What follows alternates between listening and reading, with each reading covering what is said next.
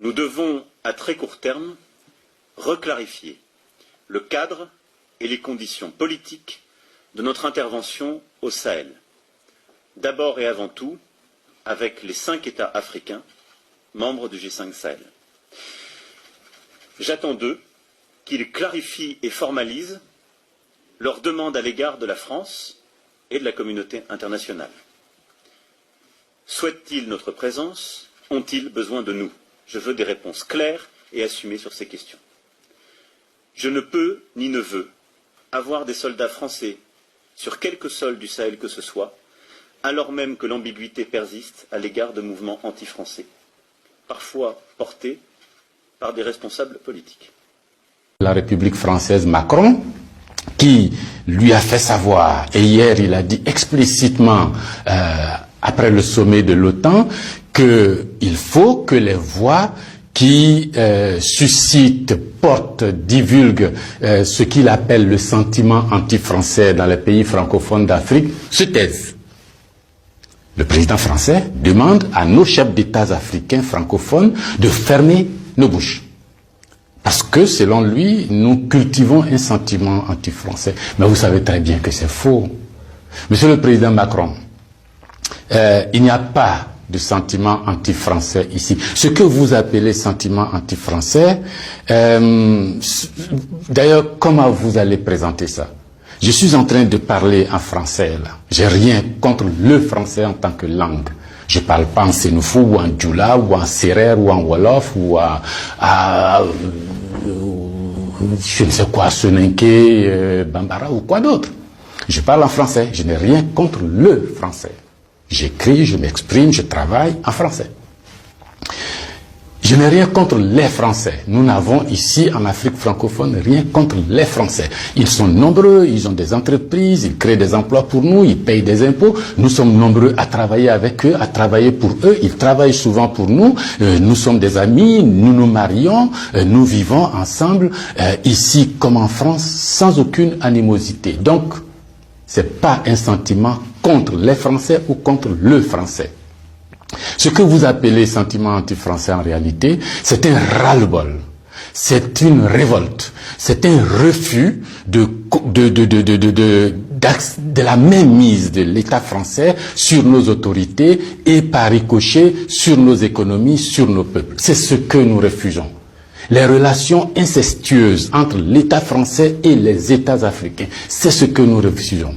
Les relations de connivence entre l'État français et les États africains, c'est ce que nous refusons. Parce que simplement ces relations étouffent la démocratie. Ces relations étouffent le respect des droits de l'homme. Ces relations étouffent la possibilité que nous devons avoir de demander des comptes à nos dirigeants. Ces relations étouffent l'expression plurielle chez nous. Il n'y a que ce que le président dit parce qu'il est d'accord avec Paris, donc c'est ce que lui dit qui est bon. Monsieur le Président, c'est ce qui nous révolte. On a le sentiment que vous êtes complice de nos chefs d'État pour nous brimer. On a le sentiment que les droits de l'homme que vous faites respecter en France, les libertés individuelles que vous faites respecter en France, la Déclaration universelle des droits en France, déclaré là-bas par vos ancêtres, Monsieur le Président, on a l'impression que vous considérez que nous, en Afrique, on n'a pas droit à cela. Nous, en Afrique, on n'est pas digne de cela. Nous, en Afrique, on n'est pas suffisamment humain pour avoir les droits humains. C'est ce qui révolte cette jeunesse-là. La conséquence, vous voyez chaque jour de nombreux jeunes essayant d'aller là où les droits sont respectés, là où les libertés sont respectées, là où on a le sentiment qu'ils sont des hommes. C'est ce qu'il faut changer, Monsieur le Président. C'est ce qu'il faut changer. Vous pouvez parler 1000 fois à nos chefs d'État, vous pouvez leur donner des instructions 1000 fois, mais ça ne changera rien dans la tête des populations africaines ici, dans l'esprit des populations africaines ici. L'idée est que nous voulons redevenir des hommes libres. Nos ancêtres ont été vendus comme des marchandises par vos ancêtres. Comme des marchandises.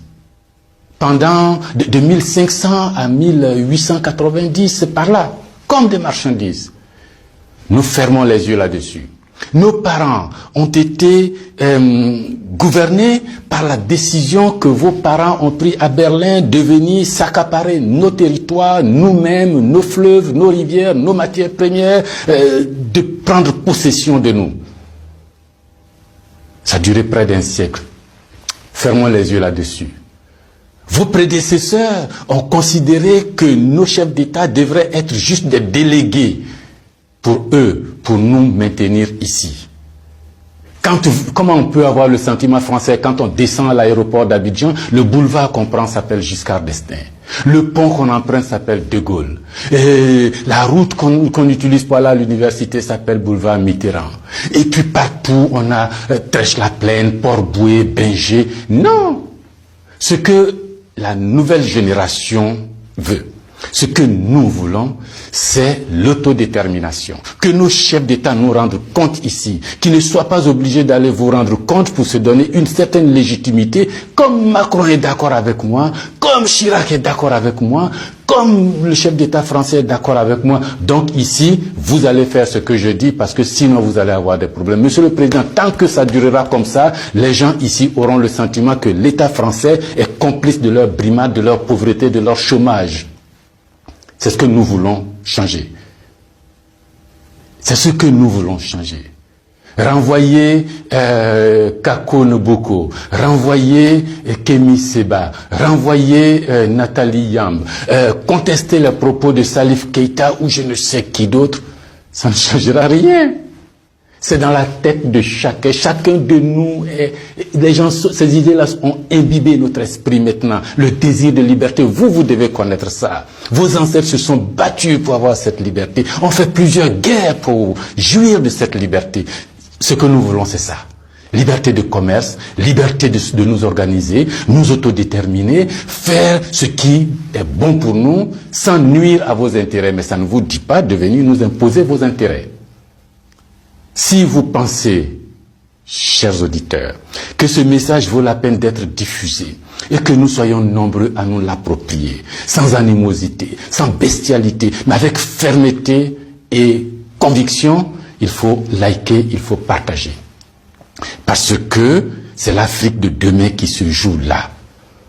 Nous ne voulons plus être des marchandises, nous ne voulons plus être sous la tutelle de quelqu'un, nous voulons redevenir des hommes libres. Merci.